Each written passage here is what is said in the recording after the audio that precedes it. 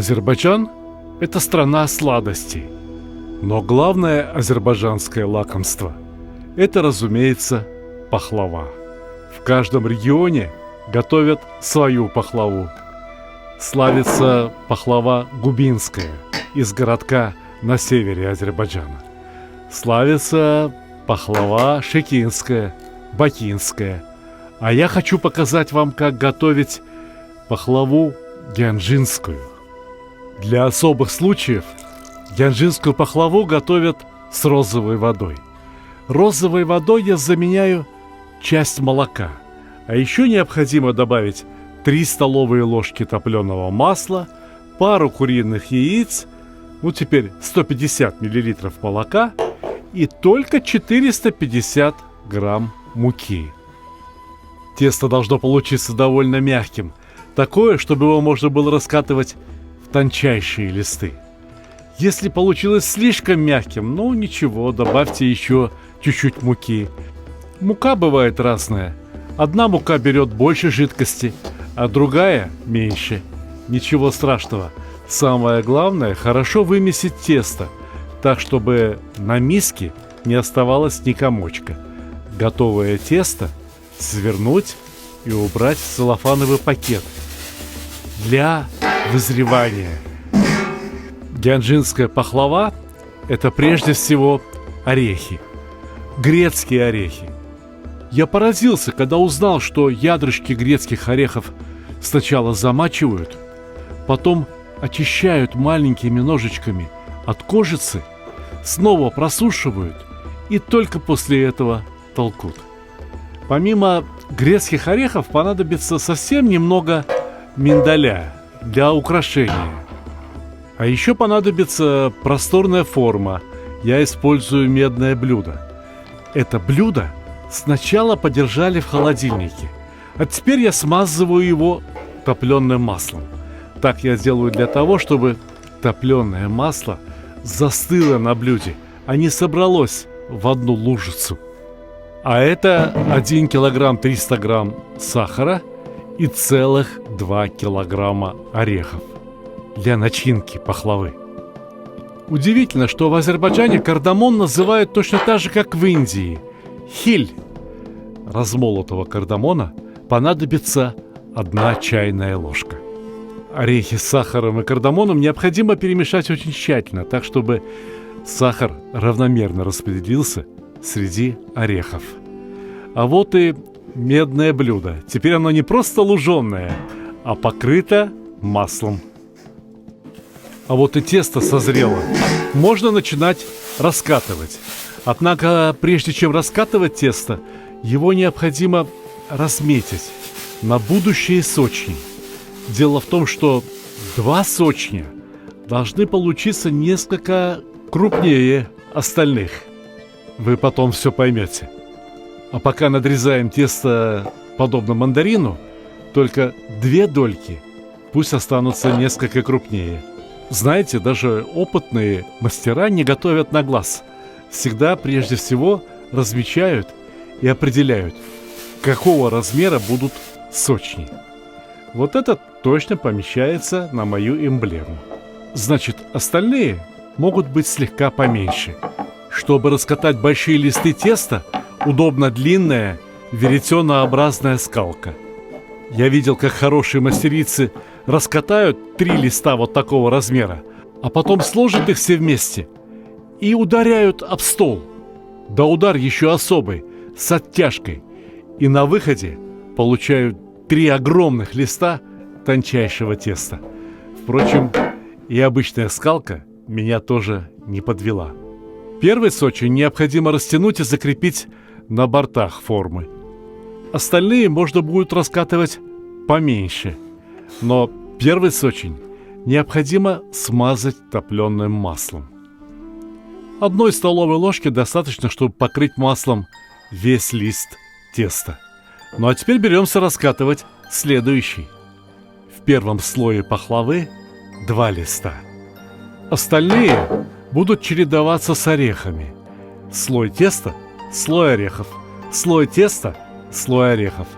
Но и второй листик теста тоже необходимо смазать маслом. На этот раз часть масла впитается в ореховый слой, поэтому масло берем не ложку, а 2 или даже 3. Насыпаем орехи. Очень щедро. Азербайджанскую народную кухню отличает именно щедрость. Здесь не думают о калориях. Здесь думают только о наслаждении едоков. Все следующие листы теста должны умещаться внутри формы. Просто отделять один ореховый слой от другого. Листы теста послужат как бы арматурой для скрепления орехов между собой. Орехи необходимо равномерно распределять по листу, чтобы не было здесь густо, здесь пусто, здесь бугорок, здесь ямка. Нет, пахлава должна вызывать еще и эстетическое наслаждение. Она должна быть прекрасна на вид. Это был предпоследний, 11 слой, а сейчас 12. И последний лист теста тоже должен накрывать всю форму. Растягиваем его, вытягиваем края за пределы формы. Теперь надо спрессовать тесто и орехи. Вот у тазика дно плоское, как раз подойдет. Давим всем телом, очень сильно, чтобы орехи лежали не рыхло, а очень плотно. Иначе пахлава возьмет очень много масла и сахарного сиропа. Она и без того будет и достаточно вкусной, и очень сладкой. Верхний лист теста подгибаем под нижние слои пахлавы. Должен получиться как бы пирог. Очень красивый пирог. И поэтому его смазывают желтком и столовой ложкой настоя шафрана. Можно, конечно, желток развести в молоке, тоже очень красиво получится, но все-таки пахлава блюдо праздничное. Его преподносят на свадьбу, его готовят для праздников. Вот, по крайней мере, весной, в праздник Навруз, в каждой азербайджанской семье обязательно на столе бывает пахлава. Солнечная пахлава, ароматная пахлава. Пахлава, которая создает настроение праздника. Пусть желток с шафраном немного подсохнут, а мы берем в руки линейку и становимся геометрами. В глубокой древности женщины готовили пахлаву в ожидании возвращения мужчин, например, с высокогорных пастбищ, из дальних походов. Поэтому пахлава нарезается ромбиком, ведь ромб издревле служил символом женщины. Каждый ромбик пахлавы украшается орехами. А выпекается пахлава на углях. Приготовьтесь удивляться. Вслед за мастерами азербайджанской кулинарии я решил повторить этот опыт. Смотрите внимательно. То, что я покажу вам сегодня, мало кто видел даже из жителей Азербайджана. Сегодня я буду выпекать пахлаву не в тандыре, не в духовке. Сегодня я пахлаву буду выпекать на углях. Для этого специально построили небольшой очаг. Видите, всего 2 ряда самых обыкновенных кирпичей. А пока что разжигаем уголь.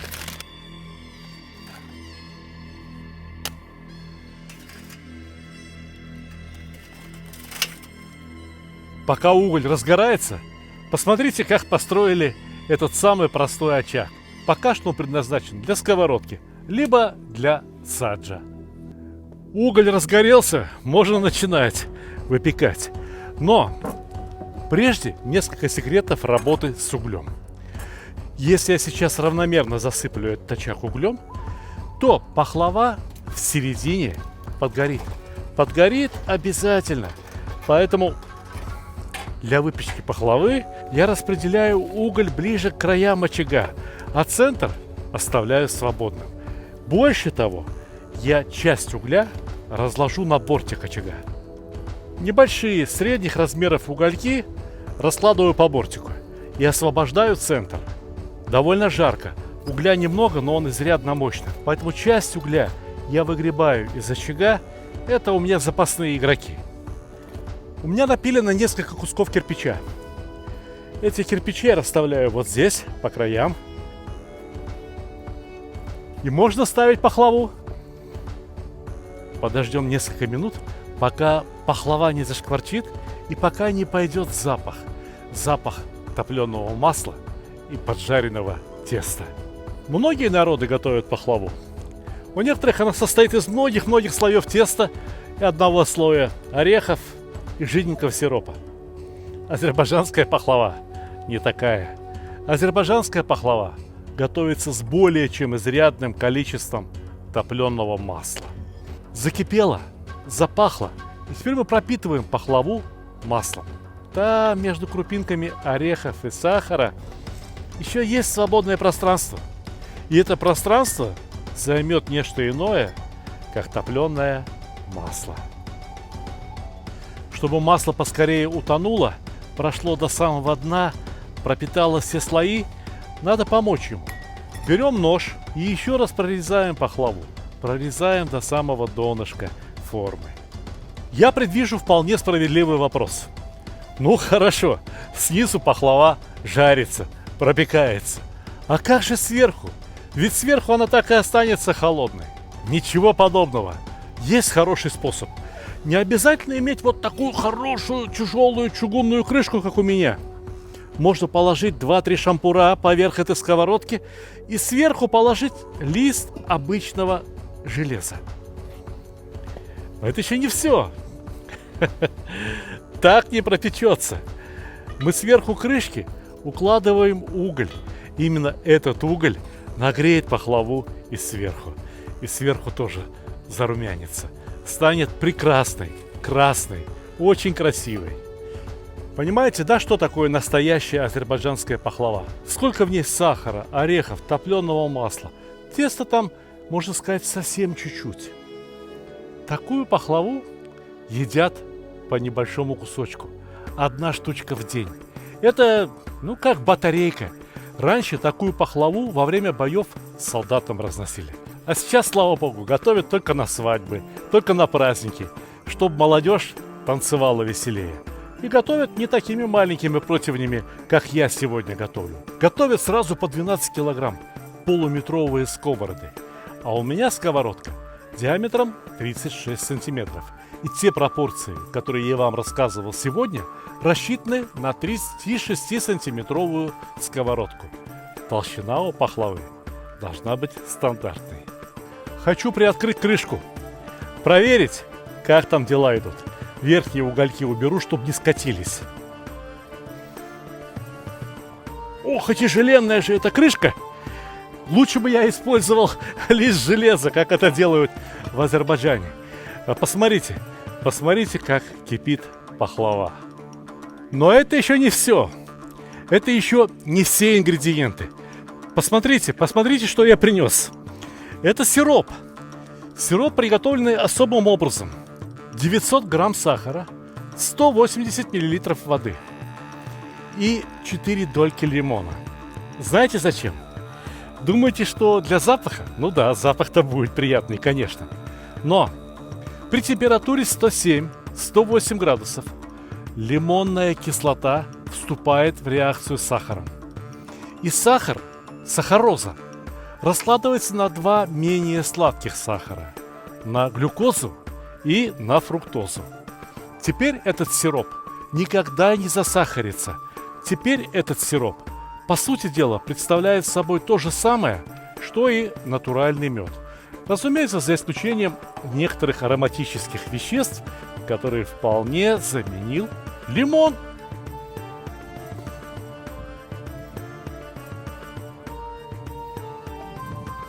Я снял весь уголь, потому что пахнет готовой пахлавой.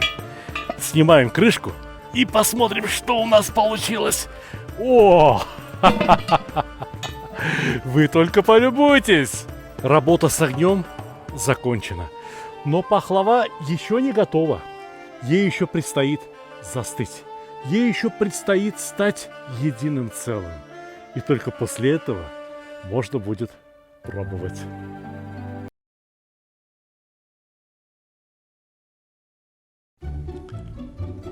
Самый лучший подарок – тот, который приносит радость и удовольствие, особенно если речь идет о мужских удовольствиях.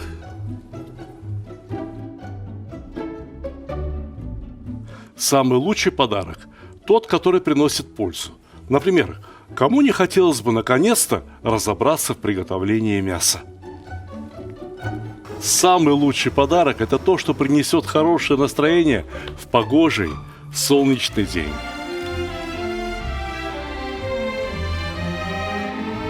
Самый лучший подарок – тот, что способен научить чему-то полезному и вкусному, ведь казан на кухне, как рояль в оркестре.